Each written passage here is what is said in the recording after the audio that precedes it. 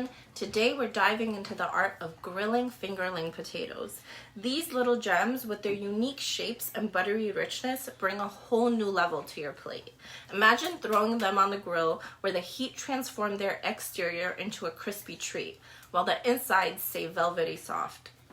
To elevate their natural flavor, all you need is a drizzle of olive oil, a sprinkle of salt, pepper, oregano, and some fresh chopped rosemary. Feeling adventurous? Toss in some garlic or onion powder or even any other herb you'd like to make them shine. So when you fire up that grill next time, don't overlook these tiny treasures. They're not just potatoes, they're a flavor experience waiting to unfold. Yes, baby.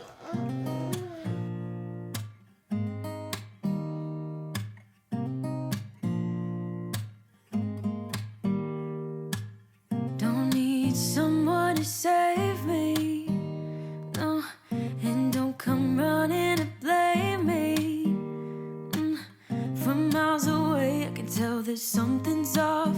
The way you look and how you pause when you talk, I think I said enough. You